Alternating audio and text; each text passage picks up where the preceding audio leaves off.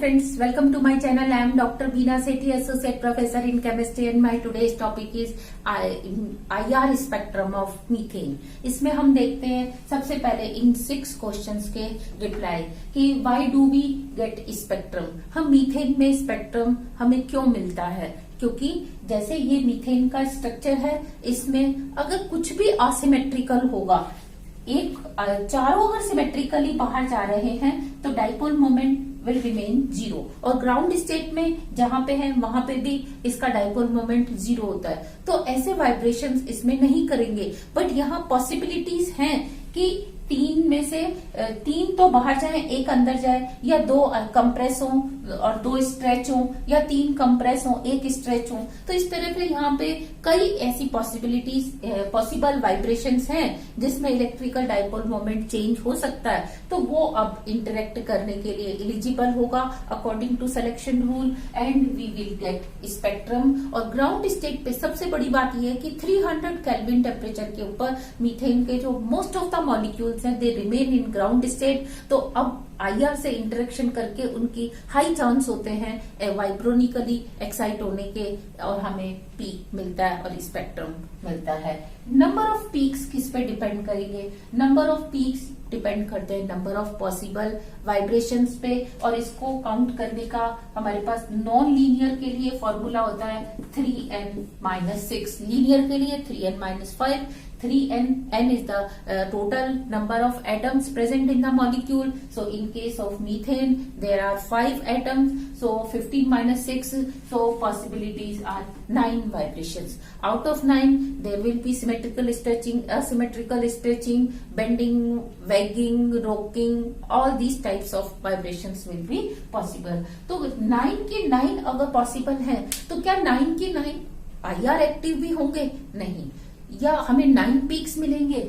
Actual number off peak जो will all vibration give peak, या actual number off peak जो है वो डिपेंड करता है इनकी एनर्जीज पे। सम टाइम हम देखते हैं कि बहुत सारे वाइब्रेशंस के लिए रिक्वायर्ड एनर्जी सेम है, तो हमें इलेक्ट्रिकली डीजेनरेट वाइब्रेशंस होने के कारण 2 या 2 से ज्यादा अगर वाइब्रेशंस इलेक्ट्रिकली डीजेनरेट हैं तो हमें उनका एक ही पीक मिलता है, तो नंबर ऑफ पीक्स रिड्यूस हो जाते हैं। और इसके अलावा कुछ वाइब्रेशंस ऐसे होते हैं जिसमें जैसे आप इसमें सिमेट्रिकल स्ट्रेचिंग कर दें तो dipole moment will remain same. तो ऐसे वाले वाइब्रेशंस भी आईआर क्या होते हैं? इनएक्टिव होते हैं। तो इनके कारण भी नंबर ऑफ एक्चुअल वाइब्रेशंस, जो एक्चुअल पीक्स है वो वाइब्रेशन के बराबर नहीं आता, उससे कुछ कम हो जाता है।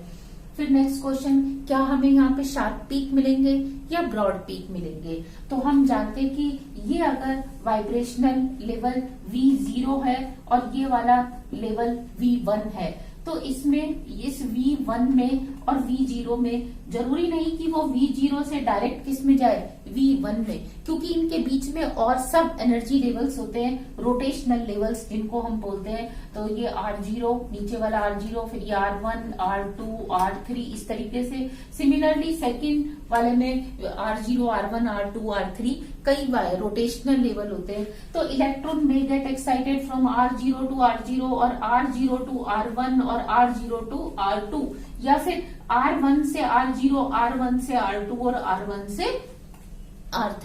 तो यहाँ पे कई पॉसिबिलिटीज होती हैं, और इनके ये क्वांटाइज्ड लेवल है।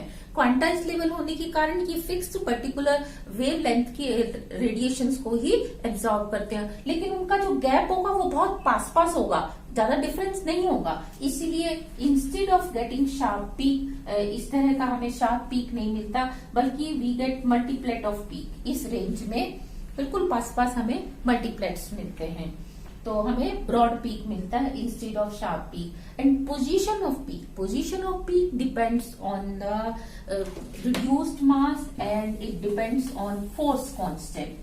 We know the formula of frequency is equal to 1/2 pi c root k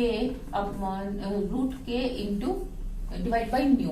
Mu is reduced mass, k is force constant. तो जितना स्ट्रॉन्ग बॉन्ड होगा उतना ही क्या होगा, फोर्स कांस्टेंट ज्यादा होगा। फोर्स कांस्टेंट ज्यादा होने से फ्रीक्वेंसी की वैल्यू ज्यादा आएगी। और दूसरा, जब रिड्यूस्ड मास ज्यादा होता है तो फ्रीक्वेंसी की वैल्यू कम होती है। तो हम देखते हैं वो वाइब्रेशन जिससे बॉन्ड ऑर्डर कम हो रहा है, तो उसमें फ्रीक्वेंसी हमें कहाँ मिलेगी, लो के ऊपर मिलेगी, और जिसमें बॉन्ड ऑर्डर इंक्रीज हो रहा है उसमें हमें फ्रीक्वेंसी हाई पे मिलेगी। साथ में हम ये भी देखते हैं कि इलेक्ट्रिकल डाइपोल मोमेंट में कितना चेंज आ रहा है। अगर ज्यादा चेंज आ रहा है या वो डीजनरेट वाइब्रेशंस हैं तो आपको उसकी इंटेंसिटी भी हाई मिलती है और फ्रीक्वेंसी भी हाई मिलती है।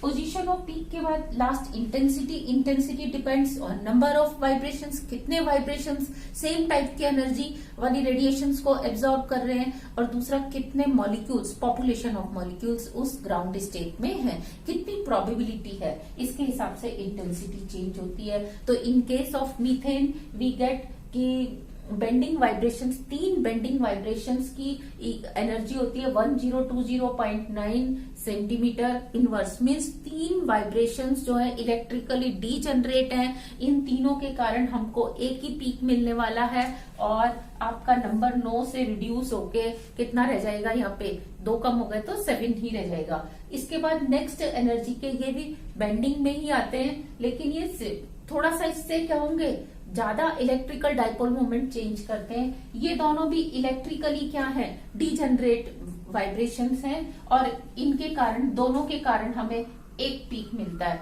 तो इट मीन्स ये दोनों मिलके कम करने वाले हैं। अब हमें एक पीक भी तब मिलेगा जब वो आईआर एक्टिव होगा, मीन्स डाइपोल मोमेंट में कुछ चेंज होगा। तो हम यहाँ क्या देखते हैं, डाइपोल मोमेंट में चेंज नहीं होता, इसीलिए ये आईआर इनएक्टिव हो जाता है। सिमिलरली एक वाइब्रेशन ऐसा होता है जिसके लिए एनर्जी चेंज की वैल्यू तो ज्यादा है, लेकिन इसमें डाइपोल मोमेंट का चेंज नहीं है, तो ये भी हमें आईआर इनएक्टिव मिलता है। लेकिन 3 ऐसे वाइब्रेशंस होते हैं बिकॉज ऑफ स्ट्रेचिंग। स्ट्रेचिंग आप जानते हो, स्ट्रेचिंग के लिए हमें ज्यादा एनर्जी चाहिए, तो हाई एनर्जी रेंज पे मिलते हैं। 3 वाइब्रेशंस के कारण हमें एक ही पीक मिलता है, और वो मिलता है हमें 2938.4 सेंटीमीटर इनवर्स पे। तो ultimately in case of methane we get only 2 peaks, 1 for bending, 1 for stretching. And जो बेंडिंग का पीक है वो आपको 1020.9 सेंटीमीटर इनवर्स पे मिलता है, और स्ट्रेचिंग का पीक आपको 2938.4 सेंटीमीटर इनवर्स पे मिलता है। और इनकी अगर हम इंटेंसिटी को चेक करें तो इसकी इंटेंसिटी इसके कंपैरिजन में कम होती है। ये अगर मीडियम इंटेंसिटी का है तो ये हाई इंटेंसिटी का पीक हमें मिलता है। आप देख रहे हो इसकी ट्रांसमिटेंस क्या है, बहुत ही कम है। इट मीन्स इसकी एब्जॉर्बेंस क्या है, बहुत ज्यादा है। So this was all about IR spectrum of methane. Thank you.